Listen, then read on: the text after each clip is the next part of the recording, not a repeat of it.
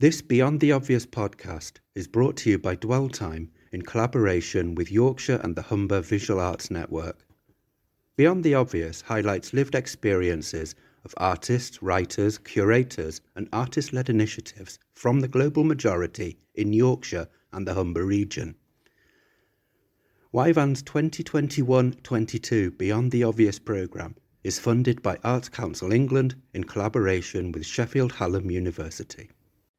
Hello, I'm Alice Bradshaw from Dwell Time, here in Sheffield Library with Sile Sibanda. Thank you so much for joining us today. Please can you introduce yourself and the work you do? Thank you so much for allowing me to come onto your platform. I'm excited. My name is Sile Sibanda. I am an artist. I do spoken word and poetry, but I work in the community. So anything that involves community projects, whether it's making a short film for the first time, recording audio, and working in crafts, and I make miniature houses. Fantastic, that sounds wonderful. So you've been part of the YVAN and Sheffield Hallam collaboration Beyond the Obvious too. Could you talk a bit about the process and your experience in that project, please? I was really honoured when they'd asked me to be part of the project. So they had done some research and they'd outlined the research that they'd done, and they wanted me to respond to the work that they've done, and they gave me a list of questions that I could answer. I could answer in any way I wanted to. So I could do it a poem, I could write an essay, I could create some form of art around it. I chose to write a poem and then answer the question in an essay form as well. So the poem side, I wanted to explore how libraries and how museums and art galleries can work with artists of colour and artists from a variety of different backgrounds. So my poem was all about utilising nature as a metaphor to show how if you work with artists from loads of different backgrounds, it's like having different forms of wood to add to this collective fire, and if you have more wood from different places, the fire is going to be rich and unique and have different colours, and that was the metaphor for the poem. For the essay part, I wanted to answer the question of what can museums and galleries do to get more artists of colour into their spaces, and how can they provide a platform for them. So that was really fun. My mum has been working in the public sector for a long time, whether that's providing community activities for people who weren't involved in the arts, or working with young people in dancing. So she was a really big help in answering how can we get people of colour, artists of colour, to work with big established organisations. And I had some beautiful inputs from her as well, and my own experiences working with museums and galleries. Thank you so much. Also, what about your experience of the education systems? What have you found the challenges, and what would you like to see change or progress? So in terms of the education systems, when I was in high school and college, a lot of the focus was on, get the grades to get the job. And it was get a job that was, whether it's being a teacher or a doctor or a lawyer, there wasn't as much emphasis on creativity and how you can make a living from creativity. And I can see why they didn't do that, because in the public eye, having a creative career is not seen as something that you can do unless you're already in there, unless your family or your mum or your dad is an artist or works in that field. You don't know that's open to you. So when I was in school, a lot of that, there wasn't that much focus on it. But nowadays, as a poet, I get asked to go to primary schools and teach spoken word and poetry and how you can express yourself through the creative industry, and the young people get to see that, she's a poet and she gets paid.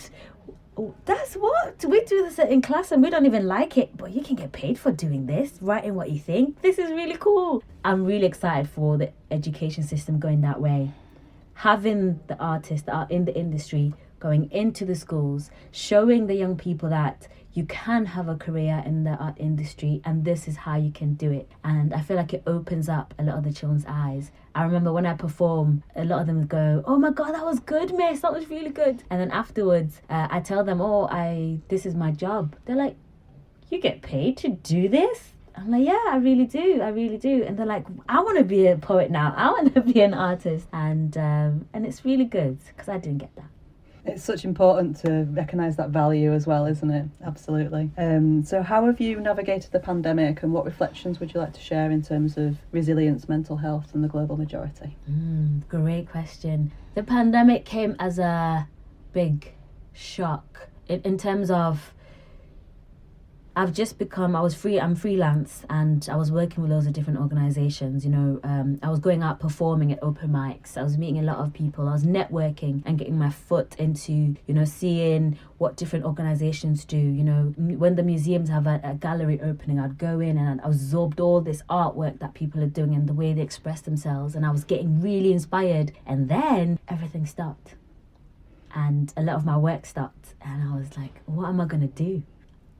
How am I going to make a living? Yes, I can write for myself, but how am I going to carry on making a living? I was really fortunate that one of my jobs carried on during lockdown. But then what it gave me, one positive I would say that came out of it, was time to reflect, time to actually stop and look at my practice and look at my work and see where are the gaps that I need to improve myself in, where are the gaps or the people that I need to meet and where in my art practice do I need to develop more? And I had the time to do that. Mental health wise, it was a scary time because I didn't know what happens if I get it. There was a lot of fear. What happens if I get it? And making sure I was safe and making sure my family was safe, and it does play on your mental health. Like, am I going to be able to write poems again? Am I going to be able to go out and perform and make my living that way?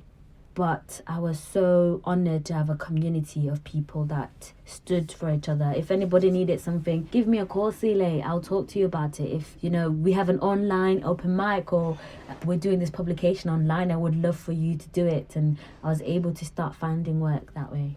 It's so important, isn't it, the community?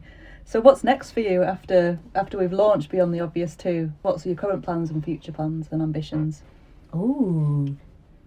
Being a part of this project, Beyond the Obvious, it's made me not only just want to be the artist, but also work with the organisations as well and behind the scenes. So in the essay part, I did talk about if you wanted to get different artists from different backgrounds, having somebody in your board who is from a different background and can give that perspective and can say, oh, have a look at this artist or try this out. This would be really cool because of this and this. It's made me want to go behind the scenes as well. So I can provide a different perspective and I can show and give opportunities to the up and coming artists that don't know where these opportunities are. So for me, the next thing is really go behind the scenes and showcase all the opportunities that are happening, because they are there. They are there. A lot of organizations want to work with different people from different communities, and they want their space to be open and inclusive. And it's all about finding the people that are willing to say, oh, have you gone there? Like they're welcoming. They want you to come and experience. They want you to showcase your culture, and that's the voice that I want to bring. In terms of my own art, I want to carry on writing. A lot of my work, a lot of my poems have been about empowering people.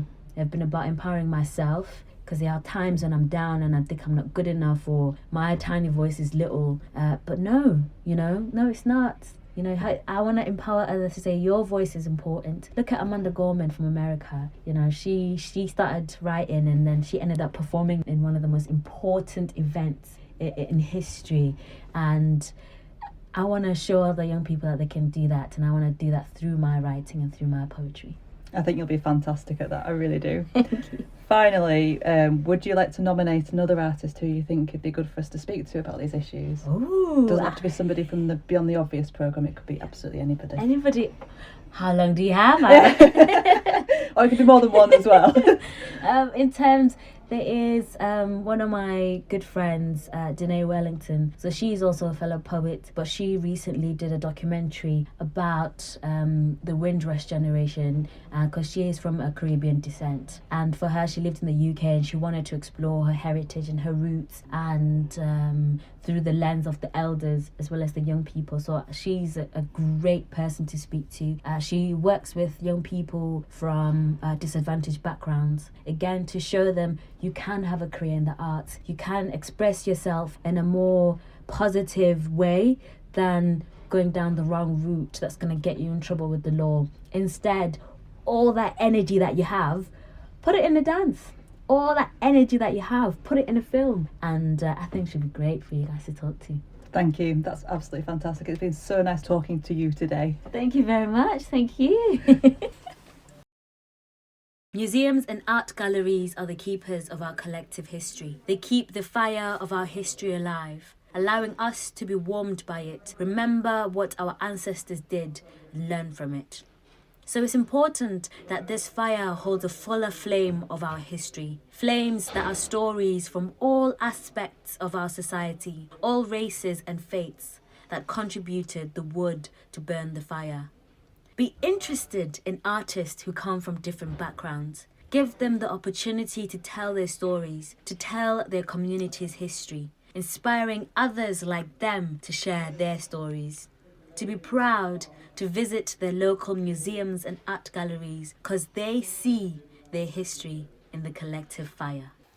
Beyond the Obvious highlights lived experiences of artists, writers, curators and artist-led initiatives from the global majority in Yorkshire and the Humber region. To date, the programme has supported 5 emergent artist networks with a collective membership over 600 through the Nourish Development Programme. Beyond the Obvious too includes 9 artists, 5 writers, 3 curators and an emerging designer as a print and online publication, as well as 2 new Dwell Time podcasts. YVAN's 2021-22 Beyond the Obvious programme is funded by Arts Council England in collaboration with Sheffield Hallam University.